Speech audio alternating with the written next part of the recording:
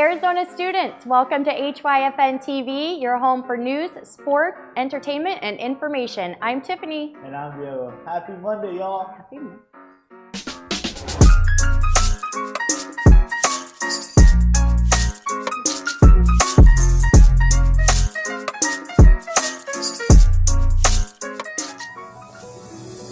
Today in Innovation, we're going to talk about another mode of transportation, which honestly isn't too far off from being a reality.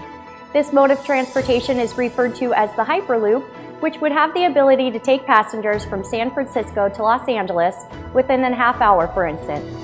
The term Hyperloop was coined back in 2013 by Elon Musk when he spoke about his vision for the future and this new fifth type of transportation. Basically, what it is a series of tubes with pods helping passengers travel long distances and hyper-fast speeds. Now, the thoughts for this type of transportation are not altogether new.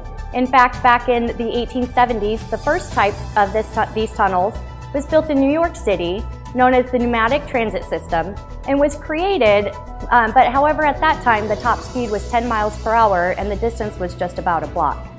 And ever since Musk coined the term, engineers, investors, and companies around the world have been racing to make those dreams a reality.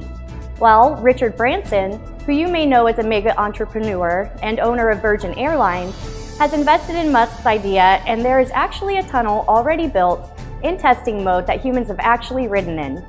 How it works is a vacuum-like environment is created, and a pod in the Hyperloop is suspended to it, usually by magnetic levitation.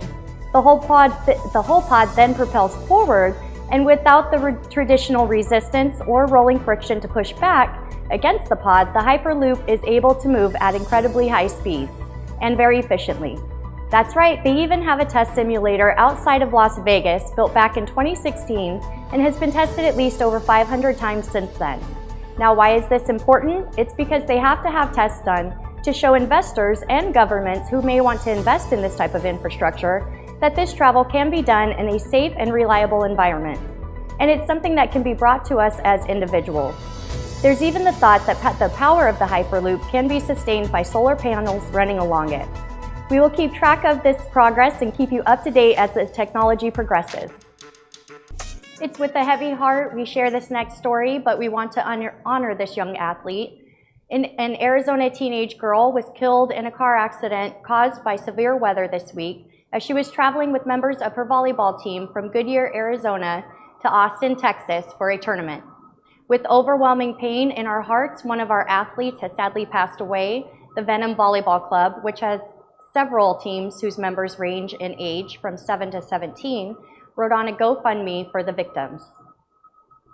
Two other athletes, one parent, and an alumnus were also hospitalized following the accident, which happened amid icy weather on February 3rd in London, Texas, about 110 miles west of Austin.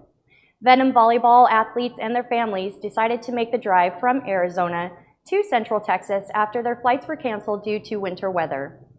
Their vehicle swerved into oncoming traffic and they were met by a semi-truck, Gonzalez told the news outlet, noting that a teenage athlete died at the scene. A GoFundMe that was set up by Gonzalez to cover funeral expenses, medical costs, and lodging had raised more than $115,000 by Sunday evening. Several states stretching from New Mexico to Vermont were under winter storm warnings and watches this week as snow and ice made driving dangerous.